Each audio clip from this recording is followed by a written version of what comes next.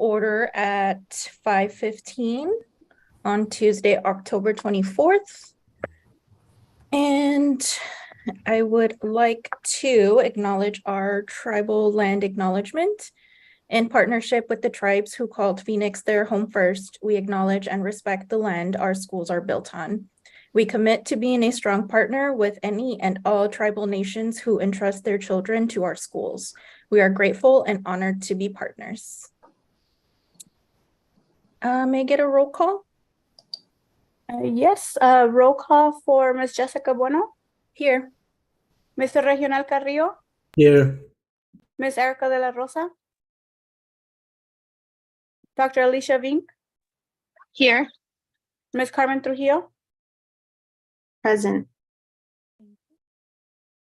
And we'll move on to our Pledge of Allegiance. I will not stand, but I am here. Okay.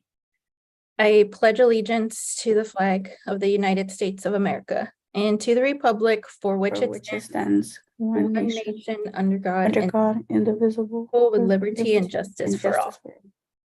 Thank you. Okay.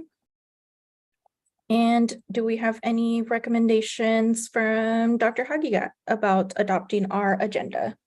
Yes, I recommend that the agenda be adopted with the modification of removing E1, approval of consent agenda, request for approval of governing board minutes for the June 13th, 2023 governing board study session, and we will be able to add that to the next governing board meeting. Thank you. And with that, do I have a motion to adopt the agenda as amended? This is Carmen Trujillo, so moved. Alicia Vink, I'll second. Thank you. All right. Vote for Ms. Jessica Bueno, Aye. Mr. Regional Carrillo, Aye. Dr. Alicia Vink, Aye. and Ms. Carmen Trujillo. Aye. Thank you. Thank you. We're moving on to our B items, current events. I will pass it over to Dr. Hagigat. Thank you, President Bueno, members of the board. Today, we will keep it very brief on this end. We have several celebrations that we will have on the November 14th, but I just wanted to welcome everybody to our second quarter. We have a really, really strong start, and we're excited to have everyone back and look forward to many of the school events that will highlight the accomplishments. And also, I wanted to share that our Phoenix #1 quarterly business partner luncheon is on November 7th, and it will be from 11:30 to 1. And we're excited for our partners to come together for food networking and to learn about the wonderful things happening in our district. So those are the only two superintendent reports for this evening. Thank you. Thank you. Any other board members have, moving on to agenda B2, board members' reports. Seeing no from Dr. Vink. Hi there, Madam Chair, if I might share just a few. I wanted to just welcome everybody back from fall break. Hopefully they had a nice time. And then say, of course, happy Halloween to those who celebrate. That's coming up. I did get to fly to San Diego this week and participate in a 2-day training for our effective school board cohort. So that's where I currently am. I apologize for not being there in person for you guys, but we've been doing some really great work. Lots of exercises, a lot of professional development, really. So tomorrow through the rest of the week with some more of our governance team will be partnering up for more school board, based professional development. So these first 2 days were kind of work on myself, and then the rest of the conference I'll be able to participate with the rest of, or some of our governance team. So I just wanted to say thank you for the opportunity and just give an update on what I'm doing. I hope to hear about the resource fair we just had. I passed by and I didn't see any familiar faces, so I just was hoping to get an update on that. But other than that, that's all I've got. Thank you very much, Madam Chair. Thank you, Vice President Trujillo. Just say going off of that, I did go to it, so I can speak to it. I did go to Community Resource Fair, which was just last weekend, Saturday. It was wonderful to it was a small little event. It was wonderful to see the city there, the Wesley House Center. Thank you for being there and having families get their shots, pick up food. So thank you, Mr. Manley, for distributing fruits and working on your Spanish with those who are speaking to you only in Spanish. So thank you. And then thank you to Monica and the rest of the staff and some face specialists that were there for helping support. I didn't get to go the whole time, but I know I did miss some folklorico from Chispa, Arizona. So glad to have I know we're advocates of sustainability and working on electric bus fleet. So I'm glad to have seen them there and bring the folklorico to engage our community. If you want to find out about more events happening, you can go to our website, phxschools.org/family-center, and you can see there's an event tomorrow, for instance, October 25th from 4 to 5:30, Family Fun Night. But I'm glad to have made one of those events, and that is all. Thank you, Mr. Carrillo. I would like to share my board updates since the last time we met. October 12th through the 14th, I had the opportunity to visit Milwaukee, where I got to tour Audubon High School, where they are focusing on leading restorative justice practices instead of using SROs. So it was really inspiring and informative to understand what is happening at the administrative level when we're talking about restorative justice practices, but also hearing from the students themselves and how when they're freshmen, it is a requirement for them to take curriculum in restorative justice practices, and hearing from them because they also lead their healing circles. So it was really great to meet other school board members from across the nation, but also other electeds that are re-envisioning and reimagining what public safety looks like. And then moving on to October 17th, I attended the Lowell Tiger mural unveiling. It was a really good opportunity to see the students engage with our partners. So for example, the mural was sponsored by Valley Metro, Grant Park, and Post 41. And the students were very well behaved and responsive to some of the interactions that our guest had. And they did very well. October 19th, last Thursday, the board hosted a cafecito at our family center where we brought in a resource around Arizona fair housing. In this cafecito, we were able to learn and understand what housing discrimination looks like and how to report it and how to really utilize Arizona fair housing as a resource, but also differentiating what is fair housing discrimination versus tenant landlord rights, but they still have those resources. So it was well attended, and just appreciate just the dialogue and resource that was provided. And lastly, as Vice President Trujillo mentioned, her and I are here in San Diego. We arrived, we've been working Monday and Tuesday these last 2 days in our cohort, and what we've been able to take away is just some mindset training and just really focusing on our adult behaviors, right? If we are moving forward with our student outcome focused governance work, we really need to model that student outcomes don't change until adult behaviors change. So we're excited to see the rest of the team come in a couple of days. So I know we were sharing earlier, I'm freezing. It's like 70 degrees, but I'm freezing. So anyways, thank you for the time. And we are going to move on to our C1, our student outcome focused governance update.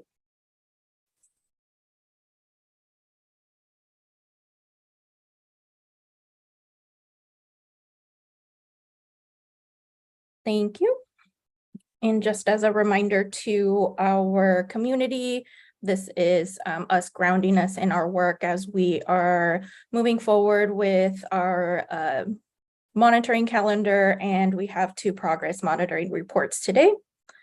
So next, as I shared, student outcomes don't change until adult behaviors change. And here are the 6 components of our framework. Next. And here are our goals. Our first 2 are focused on early childhood literacy and mathematics. Our third goal is our English learners. Our last 2 goals are focused around our middle school literacy and mathematics. Next. And we have 5 superintendent guardrails. Next. And the board guardrails as well. So just as a reminder of what our work looks like. Thank you. And we will move on to item C2.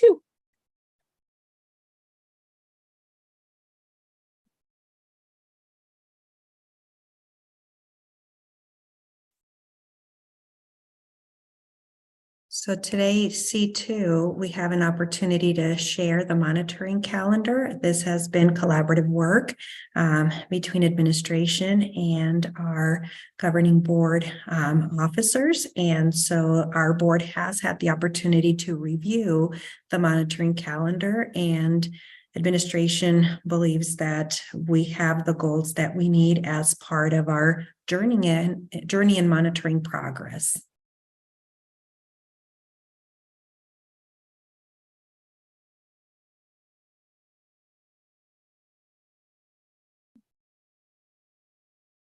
Do we have any questions?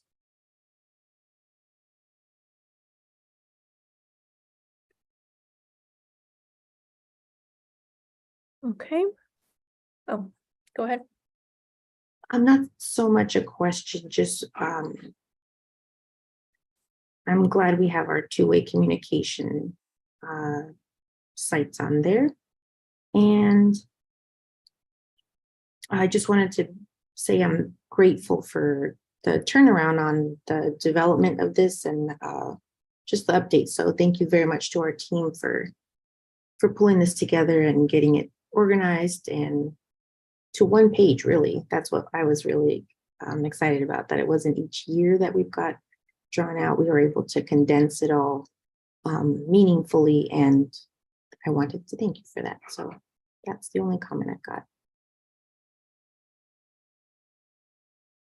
Thank you. Yeah, I would also like to share sentiments around all the effort and work it took around making sure that we were executing a calendar that we would be able to live by for the next 5 years, but also with the reality of some things might change. But I really feel comfortable with this first calendar as a foundation for the next 5 years. So I really appreciate all the work that all of us have done to get us to this point. So with that, may I get a motion to approve our monitoring calendar? Carmen Trujillo, so moved. Alicia Vinco, second. Thank you. Vote call for Ms. Jessica Bueno, Aye. Mr. Reginald Carrillo, Aye. Dr. Alicia Vink, Aye. and Ms. Carmen Trujillo. Aye. Thank you. With that, our motion passes, and we will move on to our approval. Item 3, our approval of student outcome focused governance progress monitoring report board goal number 2.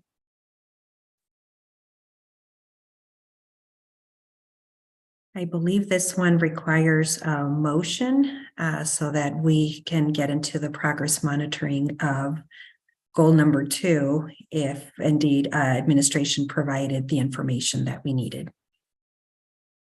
Yes, thank you for that. I had also meant to share that moving forward, we will not have to approve the report before discussing it and receiving it. So this will be our last meeting where we need to put this agenda item before reviewing the report. So with that, may I get a motion to approve progress monitoring report number 2? Yes, Madam Chair, this is Carmen Trujillo, so moved. Alicia Vink, I'll second. You vote call from Ms. Jessica Bueno, Aye. Ms. Regional Carrillo, Aye. Dr. Alicia Vink, Aye. and Ms. Carmen Trujillo. Aye. You. Thank you. We will move on to receiving the Progress Monitoring Board Goal number 2 report. Thank you, President Bueno. I'd like to turn this over to Dr. Gonzalez, our Chief Academic Officer, that will guide our discussion. Over to you, Dr. Gonzalez. Good evening, Madam President, members of the board. Thank you, Dr. Hagigat. So you all received our report and you also received the questions that were asked. And so I think in order to keep this conversational, I believe you all have the copies of the questions that were asked. If you would like to ask the questions for goal 2, then Dr. Lloyd and I can respond to those questions so that our viewing audience knows what the question was, and then we can provide the answers. Does that make sense for everyone on the line?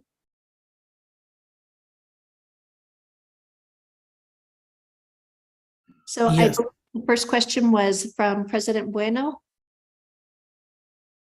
for goal 2.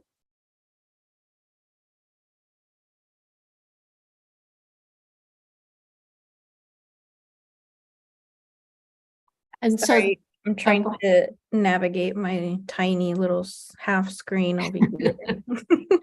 and I have it here if you would like me just to read it on your behalf. Oh, yes, please. Okay. So the question was, what does the district-wide grade level meeting for student-centered coaching look like? How much time will be expected by teachers to participate? Who will lead the coaching? And will every site have access to a coach? And so if we can screen all the way back to the slide, that's on slide 5, Randy. So the question was, what does the district centered coaching look like? So one of the things that we've been talking about in terms of what needs more attention, we've just started this process, and so we can't say that it's working with fidelity yet, but what we can say is that in using this model, we are seeing that it's helping to really have a finely honed attention on mathematics practices in our district at every grade level. So in terms of the question of what does it look like, the teachers meet with grade level peers about every 5 weeks. In some cases it's shorter, in some cases it's a little bit longer, just based on the way that the calendar breaks out. But at that meeting, they're looking at what we call an instructional cycle. It might also be something that people are familiar with when they think about it in terms of a unit. At that time, teachers are bringing examples of their student work, and they're looking to share across their grade level, is this an example of meeting proficiency, or is this an example that needs additional attention? The purpose of this is to have teachers sharing their practices and sharing evidence that what they're doing is helping their students grow in this particular unit that they're teaching. It's hosted by principals, instructional leaders from the academic leadership team and IEISs. And the purpose of that, and actually members of cabinet, I don't mean to neglect you members of cabinet who are part of this. The point of that is that it's forcing all of us to stay ready as instructional leaders to understand what are the learning acceleration strategies that are working, and how are we ensuring that these strategies are making our students reach those levels of proficiency for the goals that we've set.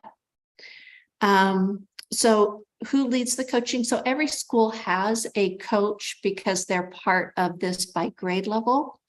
If you are not a math teacher in the upper grades, we do have a section that is devoted to our language arts. We also have these district-wide coaching meetings that are for job likes, like our front office staff, our English language interventionists. our reading interventionists.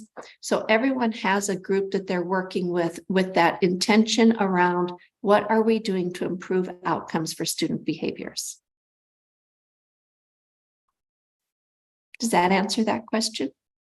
Yes, it does. Thank you. Because when I read the what needs more attention, and it's, district wide grade levels, for my understanding was it was like bringing everybody together all in one space and like working together or coaching together. So that's why I asked the question, like, what does it look like in practice? Because I'm not an educator, so I don't understand or realize all the training and support that teachers may receive. So that was just, the reasoning behind it. But I really appreciate the further explanation and sharing and the ability to really picture that in my head. So thank you. Absolutely. And it is a unique practice for us to be able to bring everyone together on these Wednesday early release days for the sole purpose of focusing like this. And we really believe that I can certainly say the practices that I'm seeing in classrooms, the conversations that our principals are engaging in, it's definitely helping to improve the outcomes. I had to have my husband come turn on a light. Thank So you. our next question came from Vice President Trujillo. She was asking, and I'm going to have Randy, I'm sorry, but now I'm going to have you flip back to the first slide. Thank you. So actually the second slide, slide 2. So as you look at this, President Trujillo, or Vice President Trujillo, excuse me, was asking, does this data come from a new tool that we learned about? And the answer to this is no. These are data, and actually, Dr. Lloyd, please jump in at any point. These data that are presented are from our iReady, the math diagnostic test that we administer. We've used this tool for 3 years, and that is so that you can see that data from fall 21, fall 22, fall 23. Those are all data from the iReady math diagnostic. The next question was, if it is a new tool, how does having a new tool impact the data?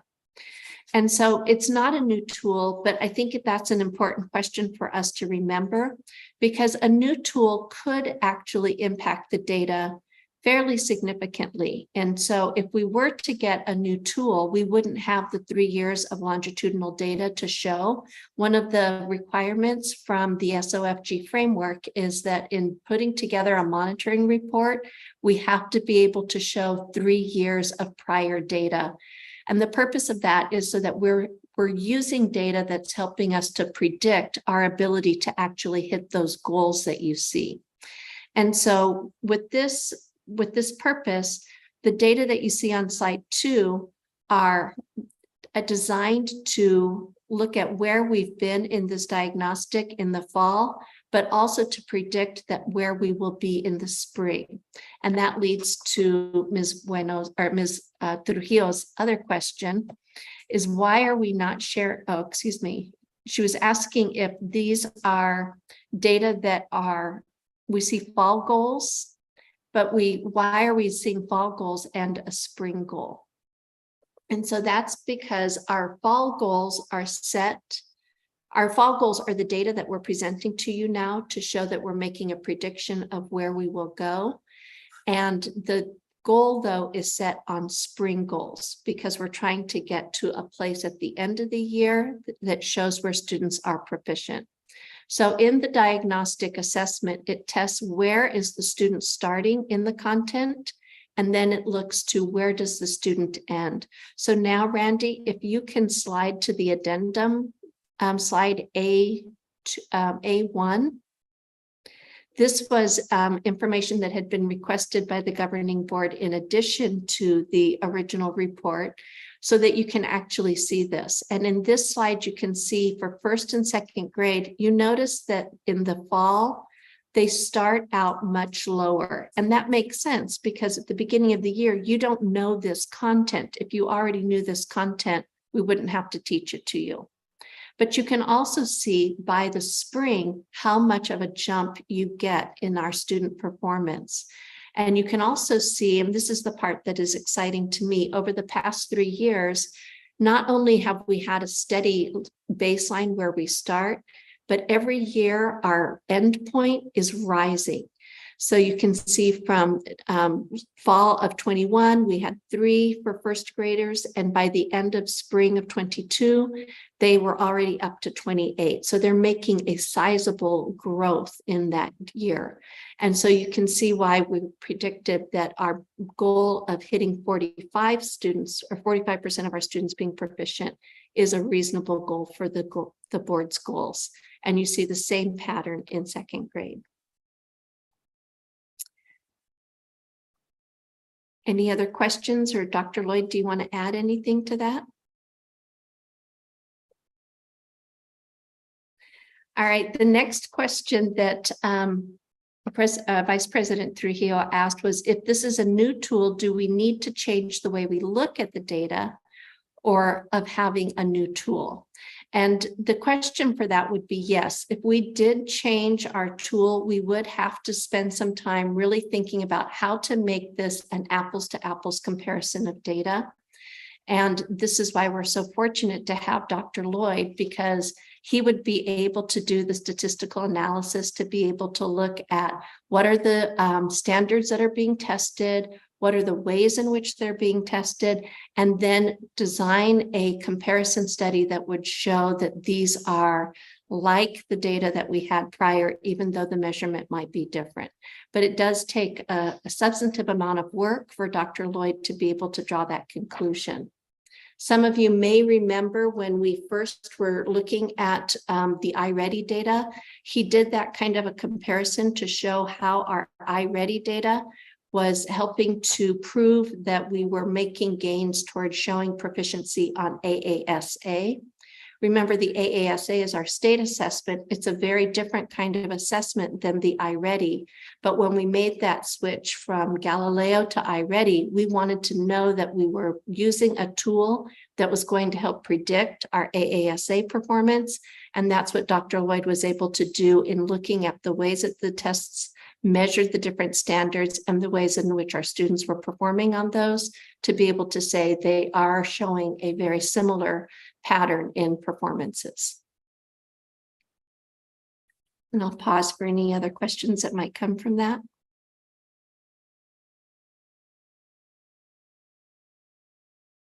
And now, Randy, if you'll go back again to slide 5. So on slide 5, one of the questions that Vice President Trujillo asked was, why are we not sharing more transparent information on what's working and what's not working? And so I think this might be one of the, this may be a verbiage kind of question. We worded it as what needs more attention rather than what's not working, because we can't say that anything is not working across the board. If it wasn't working across the board, we would stop doing it immediately and figure something else out. So what needs more attention are those things that are just getting started, or those things that are working in some cases, but not in all cases. And so that's one of the reasons that the things that are working, the intervention time using iReady MyPath for filling in math gaps, that is working across the board. What isn't working as well is the adherence to the district adopted curriculum. And what I mean by that is that in some cases, teachers are using iReady MyPath, which is the intervention, as the curriculum, as the main instruction. And that's not going to help our students, because the purpose of the intervention is to fill in missing gaps in knowledge. What we want to do with the district adopted curriculum is to teach the grade level standards and help accelerate the learning so that we get those gains that we want to see across the board. We're starting to see better use of the adherence to our district adopted curriculum, but it's not consistent across the board. So we put it in the what needs more attention. Additionally, We've talked about using formative assessments to create small groups for focused instruction. We're seeing some people are using that. We see it a lot in the younger grades, but we're not seeing it very often in the middle grades. And you'll notice that in our middle grades, and we'll look at that data in a moment, but in our middle grades in particular, the scores are not raising as quickly and as high as they do in the middle grades or in the early grades. So we know that using small groups in middle grades is going to be a strategy we really need to keep working on developing. But right now that's not working across the board. So it's in the what needs more attention rather than what is working. Does that help to respond to that question, Vice President Trujillo?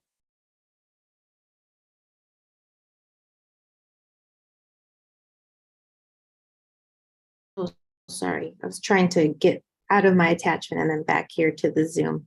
So I apologize for the delay. It does definitely answer my question. I can't go as far as saying it helps me understand everything I'm trying to understand, but I do know that we'll continue to work on this and get there. And some of the things I think I might be looking for or would like to consider are things like being able to note on there that like just looking at these at the data on slide 4, it's listed as five here, how it shows how Magnet and Shaw, have their 2022 numbers go from that to what they are for first grade, but also I see this is for smaller grades, but just noting that things that are working are things like Principal Walker's Saturday schools, like different types of things that I consider an intervention. So if they're not an intervention, I will totally understand that too. But I guess even like participation in breakfasts and things like that, because we know when kids are fed, they do better on performance. And so I think that's kind of where I was headed, or looking for a more, not even detailed approach, but something I think that speaks to me and what I look for as a person in my community. Does that kind of at least give a little more clarification as to where I was going or where I was trying to go? It does. And I think those are really valid questions. I'll be honest, it's hard for us to say that while the research does say children who are fed perform better, and I think we all know that intuitively, it's hard for me to say that the children in the schools where the growth is in the red area, that they're not being fed. I do know they're getting breakfast. I do know that they're eating in the classroom, which was a big initiative of our equity plan to make sure that the students are being fed in the classroom with their teacher, with their peers. So I can't say that there's a direct correlation between breakfast and the score results. On the other hand, I do think you're right. I think with Magnet and the Saturday school, one of the reasons we see better performance at Magnet in general is because they do things like the Saturday school. But the other programs that we're talking about, like doing the formative assessments to create small group instruction, that is a practice that we also see at Shaw and at Magnet. And we do see that that is improving scores across the board for those two schools. That said, some of our schools are using that approach now, but not at the same level of consistency. And so that's why we haven't moved it into the what's working. But I think we can pull out some more specific examples for you in our next monitoring report. Cool. I mean, if possible, great. If I'm misunderstanding,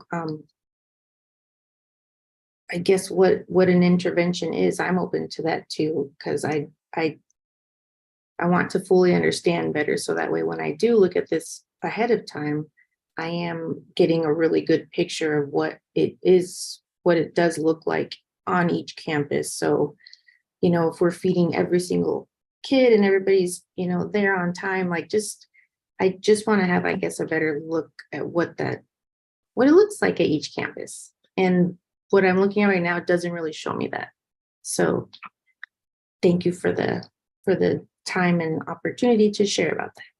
And we will work on trying to provide more concrete examples of what we're seeing at the different campuses. And those are the questions for monitoring report number 2.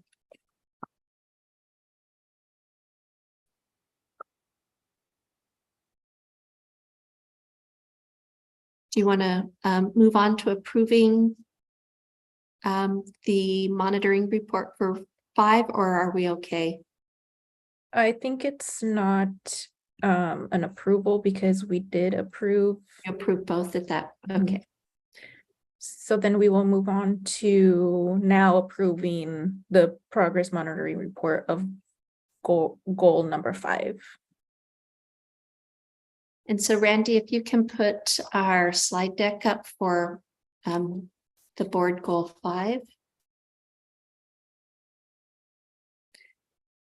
And while that's coming up, as a reminder, board goal 5 is our middle years math students. So in the monitoring report. Dr. Gonzalez, point of clarification. I think President, when I think you were going to go for it, go for it. Yeah, thank you. May I get a motion to approve our progress monitoring report for board goal number 5?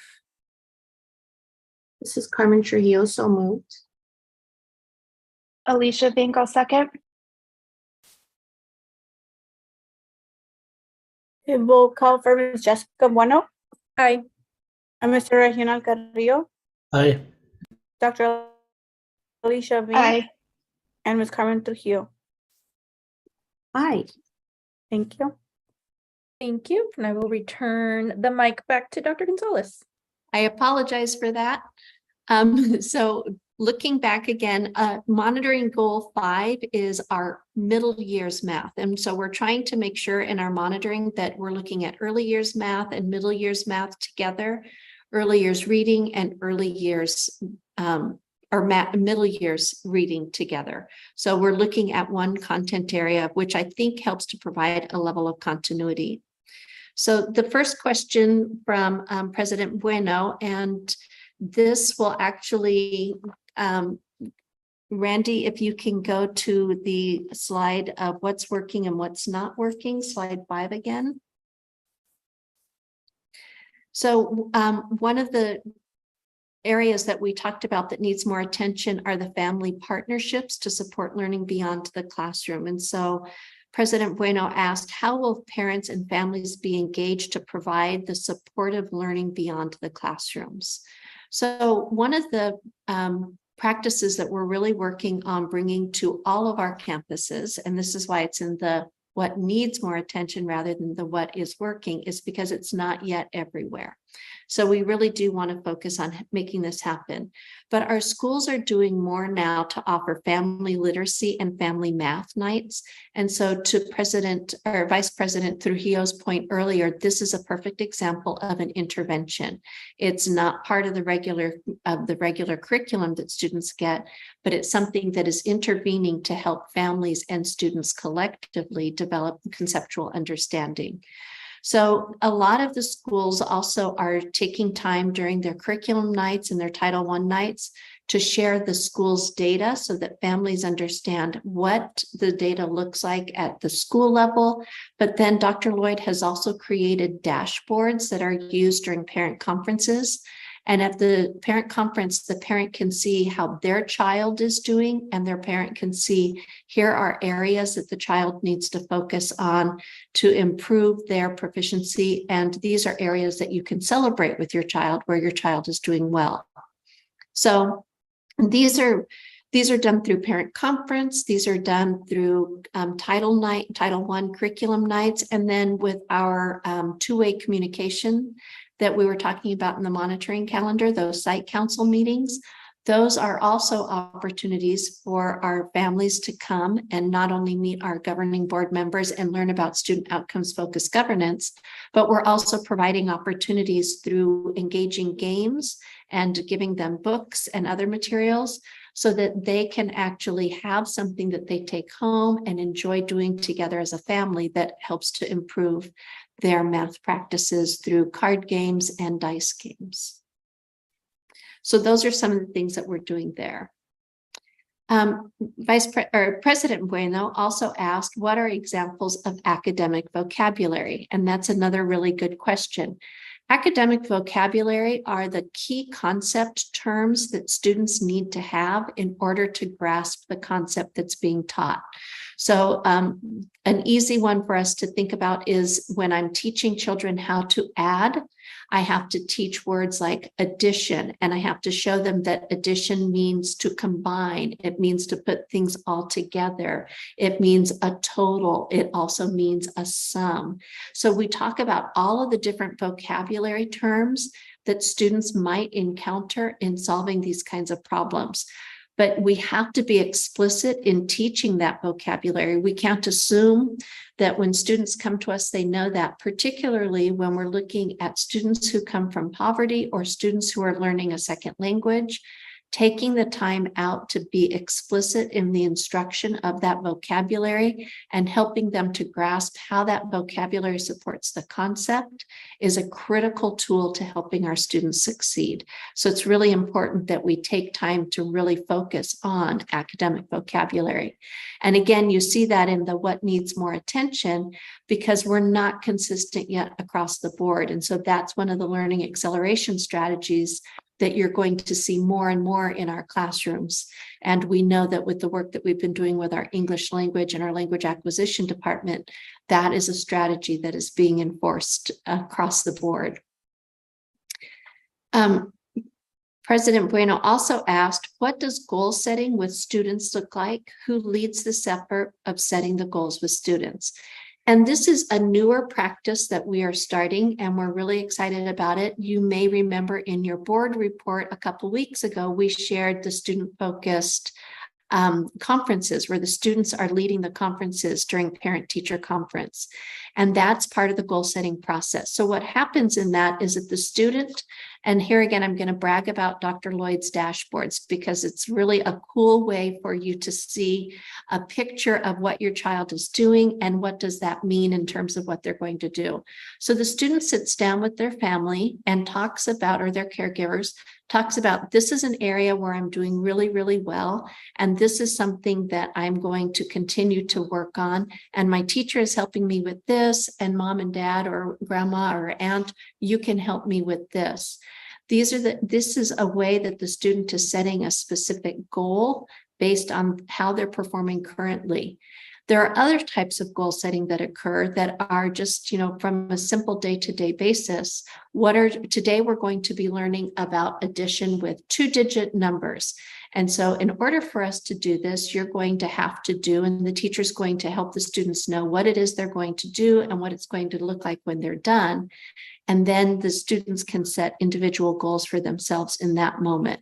So the goal setting process is really led classroom by classroom with the teachers, but we're really trying to make it a common goal setting with families as well as with teachers. And Dr. Vink, I see you have your hand raised. I do. I'm sorry. My camera has to be off for a little while. So I did. You mentioned the dashboard a couple of times now, and I just need to, I've been meaning to tell you, the team, how much I love it. I got this as a parent at parent-teacher conferences, and not only was I meaning to tell you that I love it, I feel like this might be a great way to share information with the board. It is so easy to read and understand and know where my child's at and where he's going, and really does have concrete examples for how to support my specific kid as well. So I love it, and I am grateful to the team. And this is all part of Dr. Lloyd's brainchild. So he really deserves the credit in this. He's done such an amazing job of helping to make the data useful for families and for our teachers so that they're not having to put this in. He literally prints these and delivers them to the schools before parent-teacher conferences just to make it easier on the teachers as they're going through this process. So thank you to Dr. Lloyd. So the next, and I think we can actually, Randy, if you can go to slide 4, that might be a good one for us to focus on. The next set of questions comes from Vice President Trujillo. And her question says, how are the student group targets calculated? And please briefly explain the why, as I would like to best understand the data and expected targets from my experience. So I'm going to turn this over to Dr. Lloyd now and let him explain, because you're probably tired of hearing from me. Can you guys hear me? Awesome. Yeah, so to create the expected targets, first I looked at what our spring goal was for the interim goal. And then I looked at historical data for the groups to see how traditionally they had grown at those grade levels and within those groups to have an idea of what historically we've been able to do, because we don't know at the beginning of the year how many students for sure will grow a certain percent, but we have an idea from historical data. And so using those historical data plus looking at our current target, we set a target that will help the overall group then reach that spring goal. So I'll give you an example. I realize this is from the interim goal 2, but it applies to interim goal 5 as well. So in first grade last year, or in first grade math, for example, 41 out of 59 students currently placed, African-American students, placed 1 grade level below on the fall 2023 math diagnostic, indicating that they are close to being, ready to move to on grade level by the end of the year. If 60% of these students grow as projected, then we would have about 40% of that overall group on grade level. Hence the 40% target, if you go back to that report, for African-American students in grade 1 math. As a reference, so again, I looked at last year. Last year, there were 53 students in grade 1, and we had about half of those students move from being 1 grade level below to on grade level, resulting in about a 40% of students being on grade level in the spring. So does that answer or clarify why and how those targets are set? Are there any additional questions? It does definitely help me. I need to just work on this more. I'm still not clear on how it's different for each demographic, how the target changes. I still access that, but yeah, part of it too. Sorry to interrupt. No. Part of it too, Member Trujillo, is because we have a different number of students in each group as well, right? So I'll give you that example of African-American students that I just said. This year, currently, we have 59 students in first grade who are African-American, right? And if we look at a group like our group of students who identify as white students, those students, it's even smaller, multiracial. And this, like if you're looking at this slide, we don't even have a group of 10 or more students for the grade level. So a lot of it also depends on the number of students that we have, right? Because the more students, the more it kind of evens out, right? If we have 10 students and 4 are likely to move, then it's a lot easier to say we're going to go from 0 to 40%. Whereas with our Hispanic population, which is very large, we'd have to move, instead of most of the time we have around 400 students per grade level who are Hispanic. And so we'd have to move 100 of those students, just to be at 25% of the students on grade level. So that's some of the difference there with the numbers and also where they're starting, because again, like you look on this, our students who are white in this case for 7th grade, it was a group, I believe, of less than 25 students, right? And already half of those students, or a little more than half, are already showing that they're on grade level. Looking at the other students, there weren't a lot more that look as though they will move to on grade level, and so that's why it's not a lot higher percentage, in terms of movement from the current to the spring target. Dr. Lloyd, that brought it all together. So I'm super grateful. That really helped me connect the dots on how better to look at this, not so much with a stronger lens, but really just a clean lens. So that really helps me. I do appreciate it so very much. Yeah, and one thing actually from your question I think we could do to improve this potentially is to put the number of students as well, maybe in parentheses, so you can see the numbers of students that we're talking about. I think that might help clarify too when we're talking about those changes. So thank you for your question. That will, I think, help bring clarity to everyone. Yeah. Thank you. And so the next question I'll go ahead and that Vice President Trujillo asked was to make sure that we point out the title for this slide is Governing Board Goal Interim Goal 5.2, but you'll notice in the header underneath where we wrote out the goal, we inadvertently made it Interim Goal 5.3. It should be 5.2. This is the goal for 5.2, not for 5.3, because there isn't a 5.3. So we apologize for that. Okay, got it. Was that my last question? Well, you also asked the question again about transparency on this slide. And so I think now that we have a better understanding of that, I think we can do better in our next meeting. Awesome. Thank you very much, Dr. Gonzalez and Dr. Lloyd. If Madam Chair, if I could ask one more quick question, that would be great, but I understand if we've got to keep moving. Go ahead. So with that last tidbit of information, looking at, I'm not too sure which slide it is, because then I'll have to get out of this screen and then I'll lose you again. So I just wonder, do we anticipate seeing, I think having the number of students will definitely help me understand the question I'm about to ask. But do we anticipate seeing the less than 10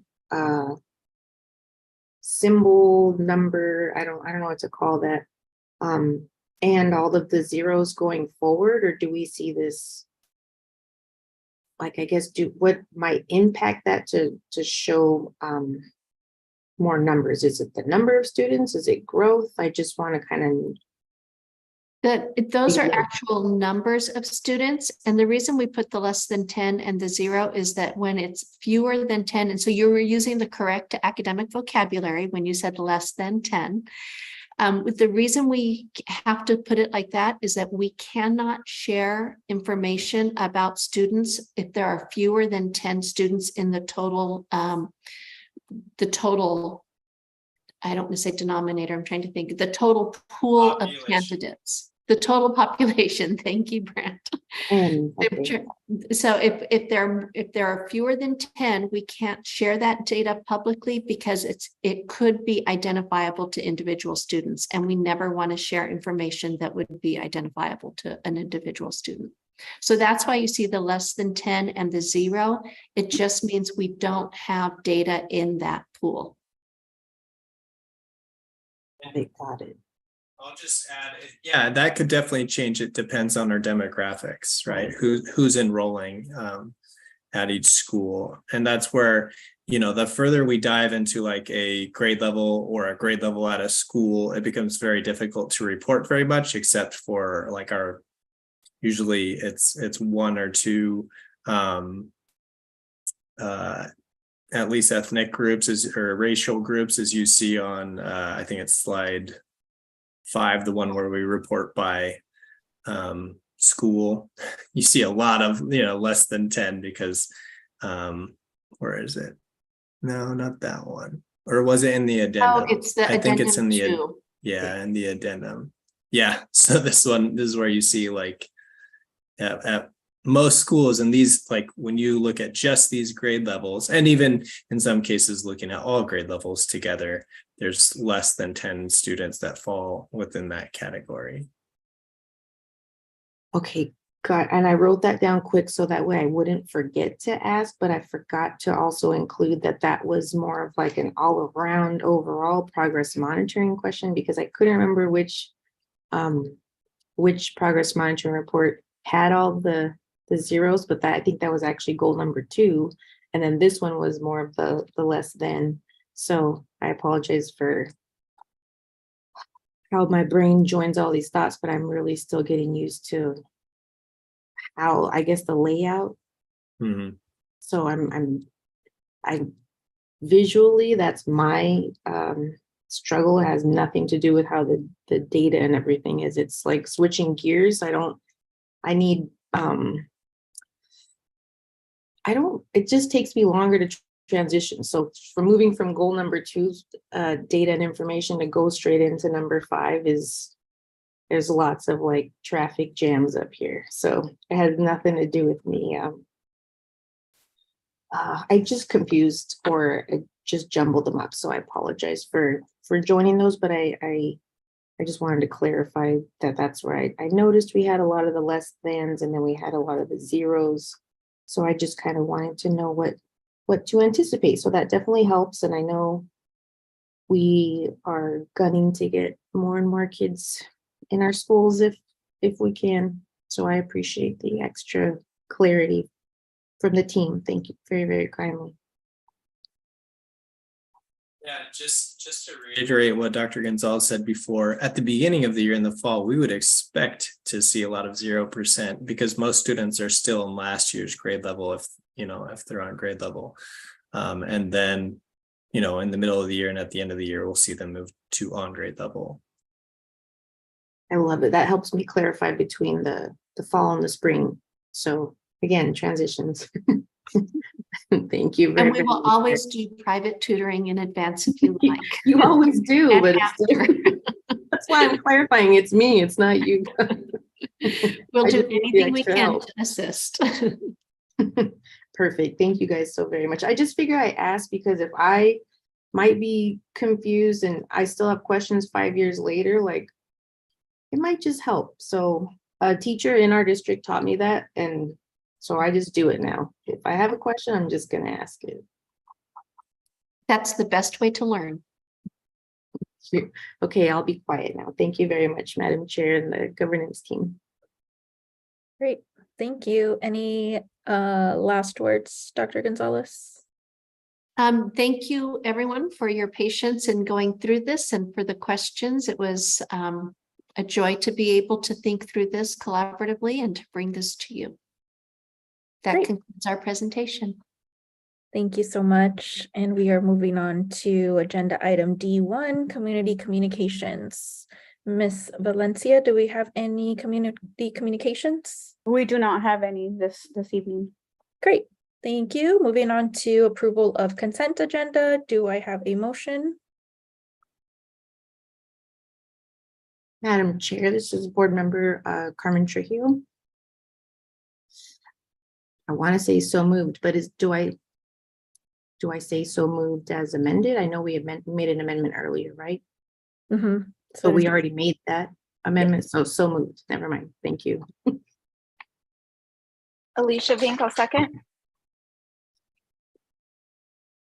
Thank you. Vote call for Ms. Jessica Bueno, Aye. Mr. Regional Carrillo, Hi. Dr. Alicia Vink, Aye. and Ms. Carmen Trujillo. Aye. Thank you. Thank you. Moving on to item F, information and discussion items. We will receive and discuss our bond and override expenditures. President Bueno, thank you again. I'd like to turn this over to Mr. Manley, our CFO, who will share information regarding bond and override expenditures. Mr. Manley, over to you. Yeah, good evening, everybody. By statute, we are required in either September or October to take a look at the capital outlay report for any additional levied funds that the district gets. So for Phoenix number 1, that includes bonds that we have issued, our M&O and our capital overrides that we had graciously passed. Our voters have passed. Next page. So the next page talks about the statutes that require this. ARS 15481 speaks to the increased budget increases and how we shared about the capital improvements financed through the overrides. So that captures the capital override and the M&O override. And then ARS 15491 speaks to the same thing about bond funds. And so I am pleased to share, next page, the bond that the district had floated in 2015 has come to its complete fruition. In 2015, our footprint graciously allowed us to float $59.5 million in bonds. I'm happy to report that as of 22-23, this bond package has been completely spent. I'm also happy to share, particularly happy about this part since it was for 9.5 years that I didn't work in the district, that we did these expenditures with fidelity to the bond pamphlet that came out. You're allowed to have a 10% up or down, and we were clear within that for this whole $59.5 million. If you look at that pamphlet, it talked about non-administrative costs, construction, technology, pupil transportation, and then administrative costs for technology and upgrades. If you look at the new bond that we had issued this past year, as I shared at the AFR update, that did drop on us in June, which was last federal fiscal year. So that's included on this statutorily required update.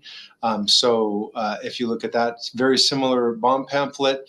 Our first issue is $49 million, and we will be spending those funds as we go down the pike with fidelity to the bond pamphlet. Similarly, the capital override, next slide, Soch. Excuse me. That talks about the 2022 bond that we just got into the queue. And if you want to go to the next slide, Sochi.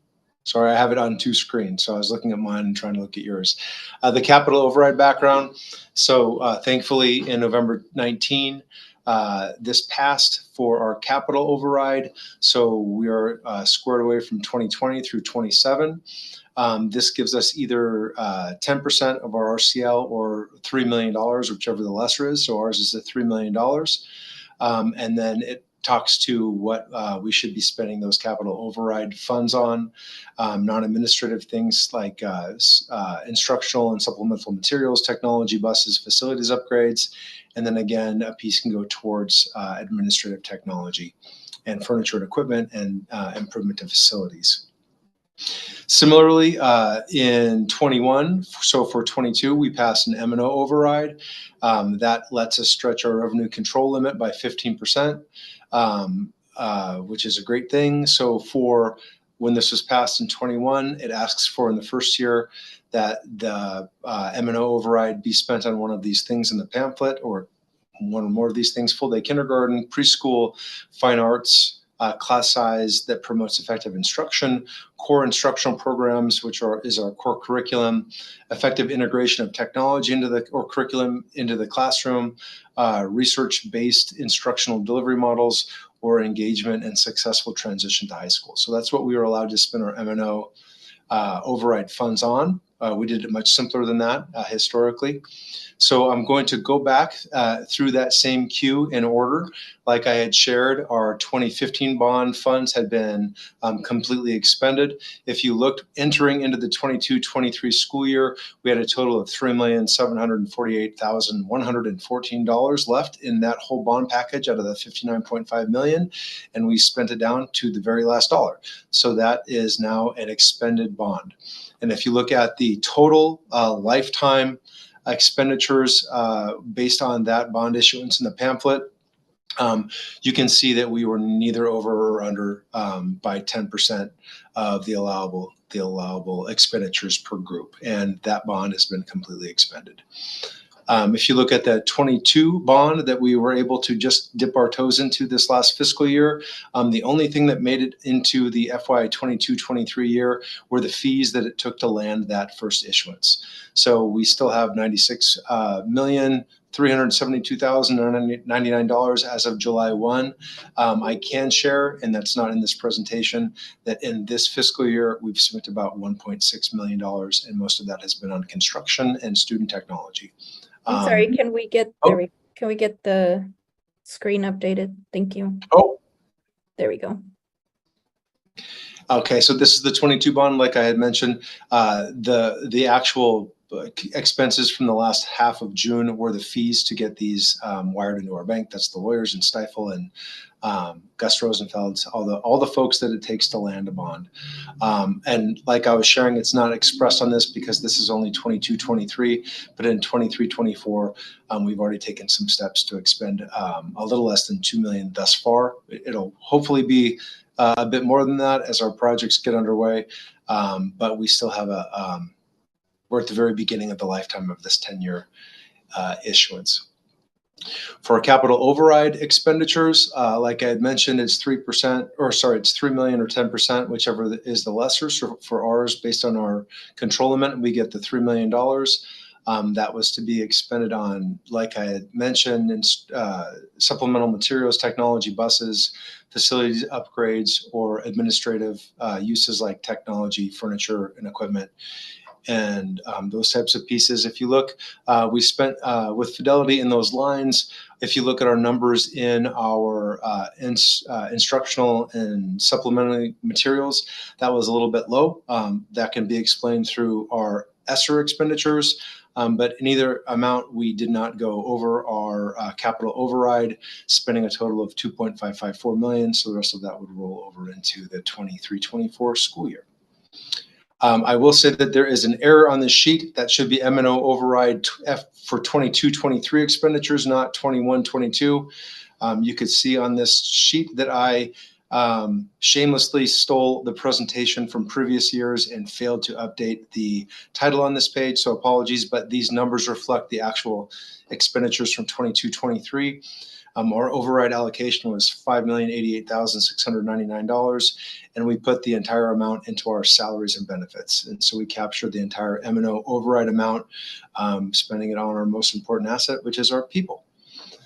If you want to go to the next slide, that is basically totals the amount of the levied expenses that we had as a district. And so those are the exiting bond from 2015, the new bond that we had access to from 22, our M&O override, and our capital override. And I'd be happy to answer any questions that you might have about these levied additional expenses that luckily our community allows us to have access to. Thank you. I just want to comment my appreciation for your due diligence in making sure that we expended the 2015 funds and just providing such detailed information about our current access to funds and what projects we're working on. Do we have any questions from other board members about our presentation from Mr. Manley? Okay. Well, thank you, Mr. Manley. Thank you. Have a great evening. Moving on, we are going to hear a presentation providing information on McKinney-Vento and foster youth. Thank you again, President Bueno. I'd like to introduce Sarah Sims to come up and share with us about our McKinney-Vento. Ms. Sims, are you with us? I am. Are you able to hear me? Yes, we can. Thank you. Thank you, Dr. Hagigat. Good evening, Madam President, other members of the board, community, Dr. Hagigat. My name is Sarah Sims. I have the honor of serving as the Federal Programs Coordinator of Special Populations. Hopefully Mr. Bettis is able to go ahead and pull up the presentation for me. Fabulous. I serve in the Federal Programs Department under the direction of Sherry Zeeb. We are part of the curriculum and instruction team under Dr. Gonzalez. So thank you for your time. I'm honored to be here to give you a very high overview of the McKinney-Vento and the foster care program at Phoenix One. So if you would, Randy, please. So this is a format you're all familiar with. So a couple of the inputs we'd like to highlight tonight with the McKinney-Vento and foster program are dedicated staff and funds. We are fortunate to function in a district where we understand the needs of our most vulnerable students, and we do have dedicated staff and funds. Training on awareness of the student rights under the law is of utmost importance to us, and we are grateful that the administration and leadership allow us the time to do that. And we pride ourselves on having strategic and strong community partnerships. The outputs are, we have a very highly trained staff that keeps students on track for academic success and keeping them emotionally sound when times are very vulnerable for them and students are experiencing a lot of trauma. We have excellent transportation and staff that keep children in transition, which is another term that we like to use for our students who are experiencing homelessness. Students in transition enrolled in our schools. The intent of McKinney-Vento law is to keep students with school stability, and so we pride ourselves on that. Another output is that families truly see our schools as a support, and we'll get into that a little bit further in the presentation. Our desired outcomes are an increase in academic achievement of students in transition and students in foster care. We want to maintain stabilization for those students and minimize the amount of disruptions in their lives. And we want to ensure, as the law details, that students and their families are not stigmatized or segregated. Next slide, please. So just a quick overview of what is McKinney-Vento. Our board is very well versed, and I appreciate their interest in the program and always keeping up with me about how we're doing and what's going on in the community. But high-level McKinney-Vento overview is this is an unfunded federal mandate. It's part of the Every Student Succeeds Act. Like I said earlier, the intent of the law is school stability. And the definition of a student that's experiencing educational homeless is someone who's lacking a fixed, adequate, and regular nighttime residency. And examples could be those that are in parentheses there. Transportation to your school of origin or your SOO is required under the law. That's the school where you were attending when you lost your housing. And so we work very hard to make sure that staff is well versed. If parents come to say, I need to withdraw, I'm moving, our front office staff, our social workers, and our FACEs are very well trained to find a family, a private place, to have a little bit more in-depth conversation of, is this a homeless situation and can we keep them in their school of origin? Research from College of William and Mary shows us that every time a child moves, they lose 3 to 6 months of academic achievement. And so if a family is moving 3 or 4 times a year, that is a lot of academic loss that we would like to mitigate by keeping them in their school of origin. Earlier, we talked about no stigmatization or segregation. We're not able to say we're going to have a separate campus or a separate program for our homeless students. And families in transition must be informed of their rights pertaining to educational options. So when you walk into any of our front offices or our family center or our district office, you'll see posters in both English and Spanish outlining what those rights for families are under McKinney-Vento. Any learner pre-K through college can qualify for McKinney-Vento services. Each local education agency or charter must identify a liaison of record with the state education agency. I am that person of record. And my number one task of that is to complete an annual training of all staff as required by law. In the bottom right-hand corner, you'll see the total school year 22-23.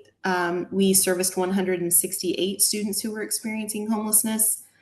And I'm noticing that this presentation was submitted a few weeks ago. That number is up. We're closer to 84 students right now.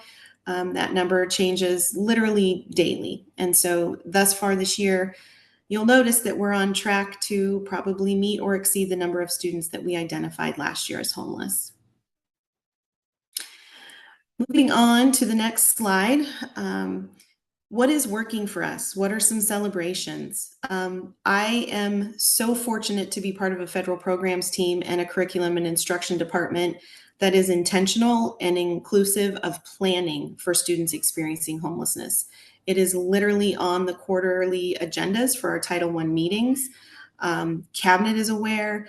Mr. Manley and I have conversations, transportation. We plan ahead for what might come for our homeless students, and that is a luxury that some other districts don't have. Sometimes it's an afterthought of, oh my gosh, we need to arrange transportation, and that really puts you behind. And so I feel very fortunate that we are really intentional with our planning. Can you stop And I it? see a note in the chat. Let me address that right now. LEA is Local Education Agency, and SEA is State Education Agency, so that the Arizona Department of Education. Thank you for catching that. It's also working out very well for us that our site leaders and our district leadership team allows me time to present the staff training.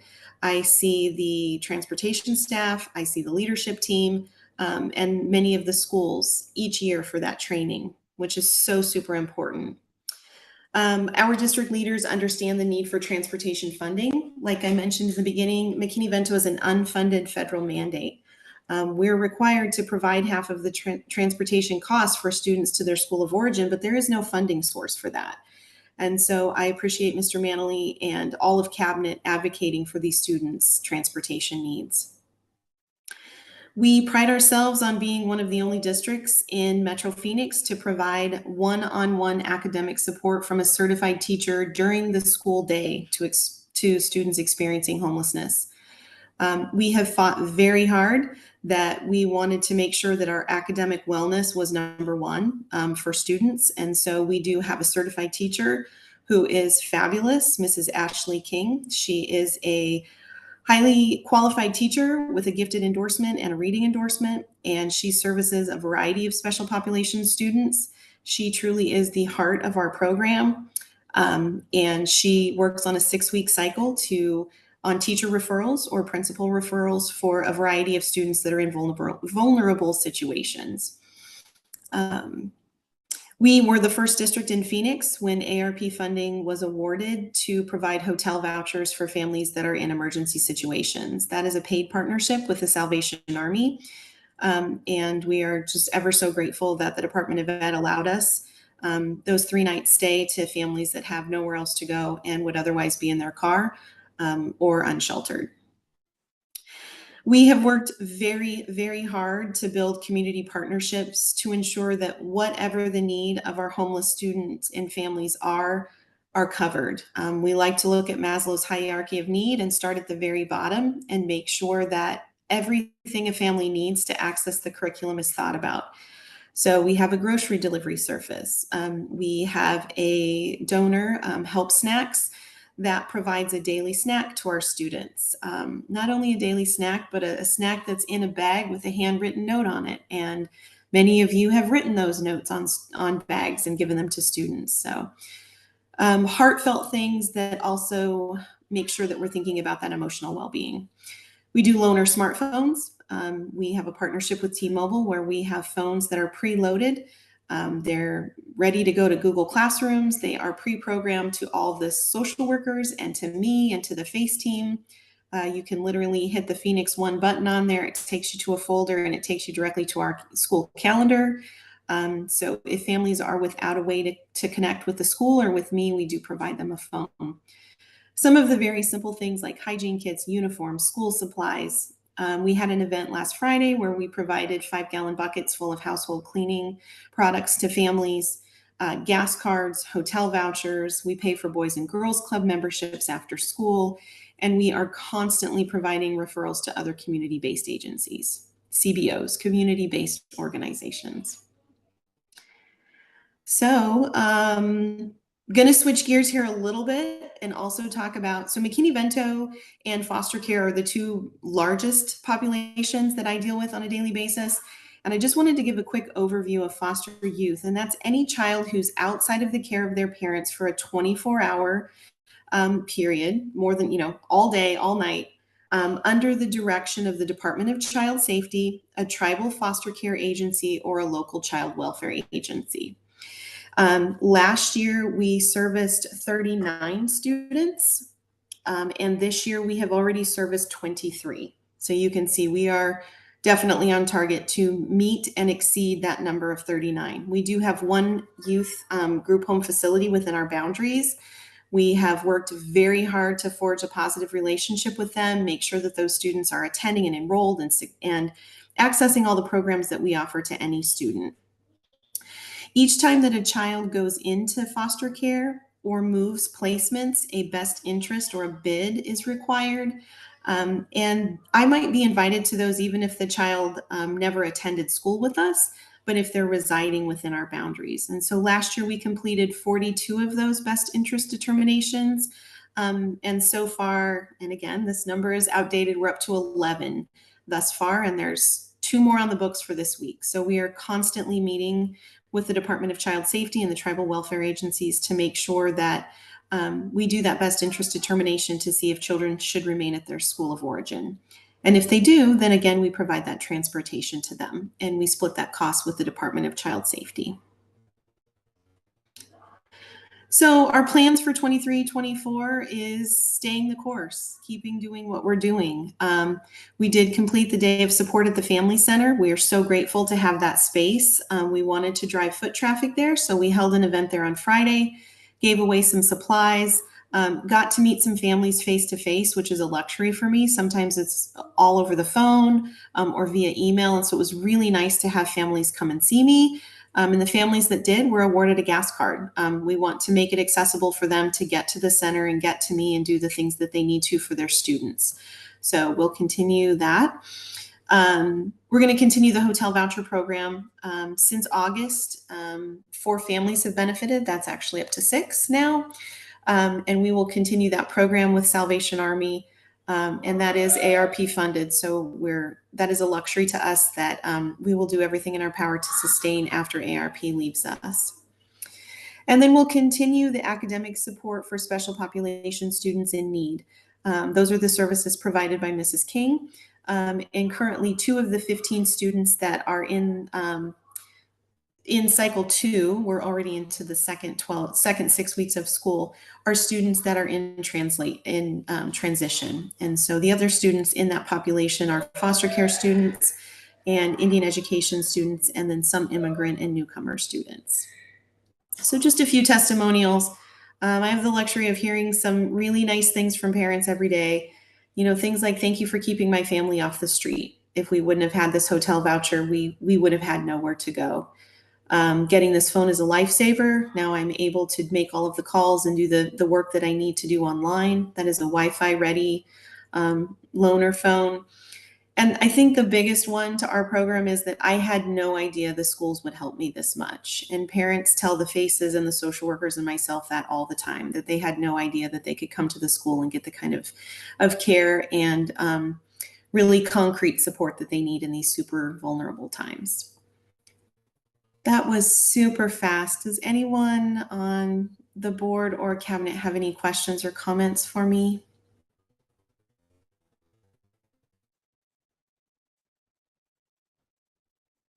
Ms. Trujillo, I see your hand up. Just processing. Thank you, Madam Chair. Mrs. Sims, it's a lot to digest, a lot to take in. So that's all I'm doing right now. I don't have any other follow-up questions. Everything I worried and wondered about that we discussed when we got to meet or have a conversation has been covered in here. And I just want to thank you for making this information digestible for the board, palatable, because it is something I don't think I've heard a lot about. So I really appreciate your expertise and the information and just the care that it's going on for our families and our students and the data and the numbers that we do know fluctuate all the time. So yeah, I just made my little notes there, and I'm just really appreciative. Thank you very much. Welcome. It would not be fair if I didn't mention that this is heavy information.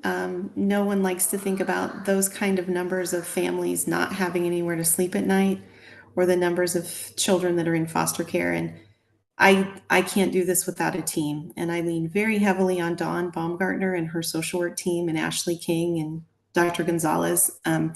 We process a lot, but we are so fortunate to have the team that we do in place. So thank you for your continued support. And I just want to add very quickly, appreciation for Mrs. Sims. She will never take credit, but she is a leader in the state in this area. She is constantly sought after for guidance and advice. And not only is she somebody who's incredibly thoughtful and caring and providing for our families, we get emotional. She is such a creative problem solver, and she is brilliant at finding workarounds to meet the needs of our families. And we're just so incredibly fortunate to have her in our district. So thank you. And you're too kind. Thank you. Thank you for your time, everyone. Have a good. Yes, thank you, Ms. Sims. That is a lot of heavy information, and it's just heartbreaking to me that we continue to see the displacement of our families. So thank you so much for providing more context, and just really appreciate all the work that you do. Thank you so much.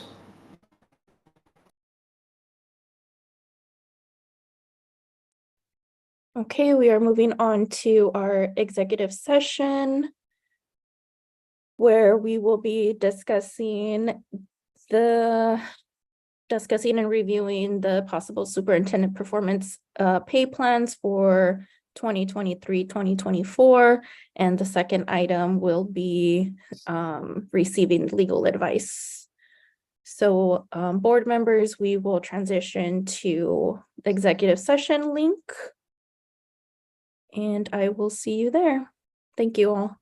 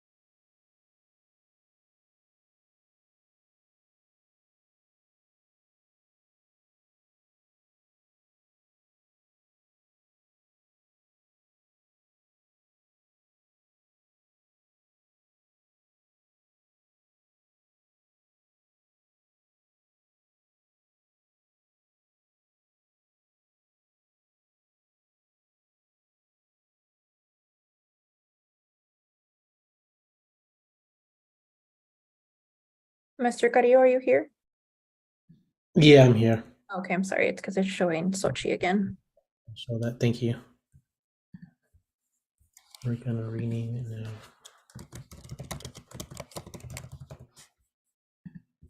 Give a moment for Dr. Vink.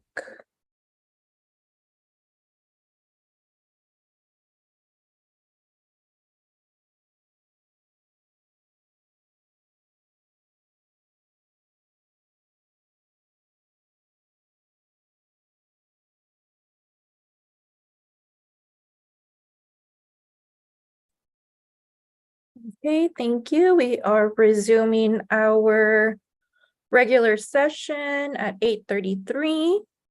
And we are moving on to our action item. Our action item is approval of superintendent performance pay plan. And I would like to make the motion to adopt the performance-based plan as discussed in executive session. Reggie Carrillo, so moved. Thank you. This is Carmen Trujillo. I'll second.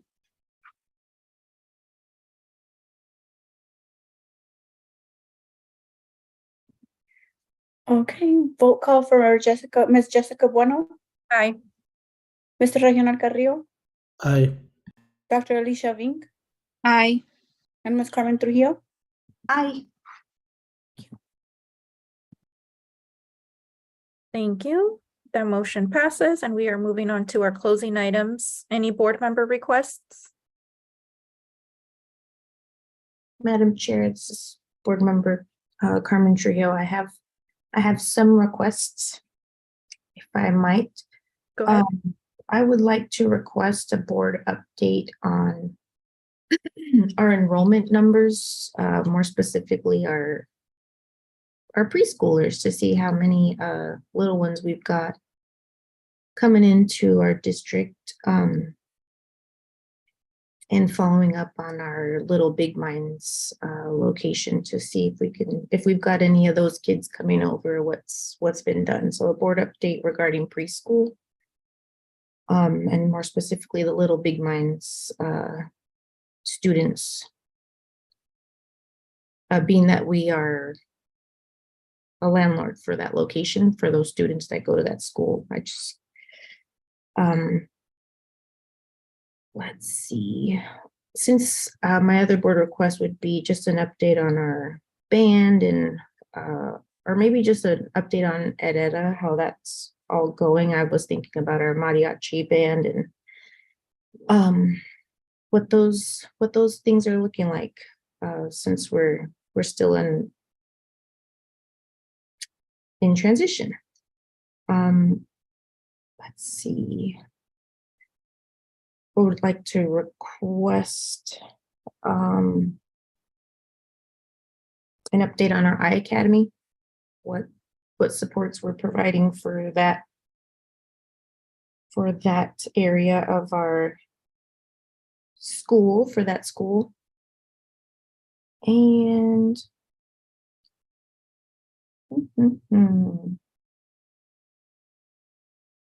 oh, I wrote down because of the McKinney Vento, just wondering what our let me try again. I would like to request an update on the meals we are providing our families. I don't know if we are doing that during school breaks and things like that, like we used to do during COVID. So just wanted an update on that. And that's it for board requests. I have one. And it just tapers off of what Vice President Trujillo asked for the Herrera update. Specifically, I know that our students have been at other campuses, our staff too, and I know that they'll return, have to move their stuff back. So an update on what that plan looks like for their return back to Herrera when they are able to return. I know we're not at that point yet. And then what does the calendar year look like for our staff there? During that time, they are going to be not teaching, if that's going to be the case, while they're moving back to their second home at a campus. So just an update on if that calendar is going to look the same for them or if it's going to be extended. And that is in the last if what type of support are they receiving to help them? But that's all.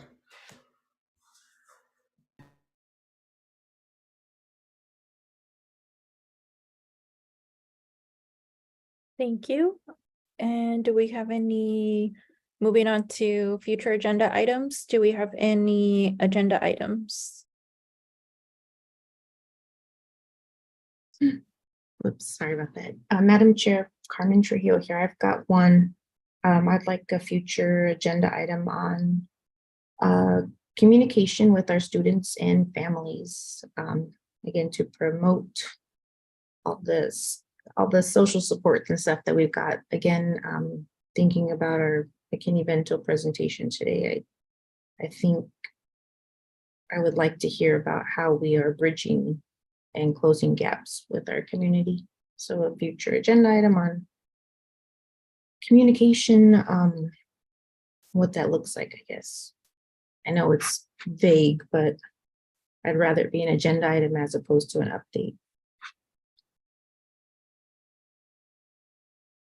Okay, any other agenda items? Okay, hearing none, do I have a motion for adjournment at 8:39? Carmen Trujillo, so moved. Roger Carrillo, Oh, second. Oh, sorry. Roger Carrillo, second. I don't know if you caught that. All right, roll call for Ms. Jessica Bueno, Aye. Ms. Regional Carrillo, Aye. Dr. Alicia Vink, Aye. and Ms. Carmen Trujillo. Aye. Thank you. Well, thank you, everybody. Congratulations. Diamondbacks are going to the World Series, and we will meet again on November 14th. Bye, everybody. Bye, everybody. Have a great week.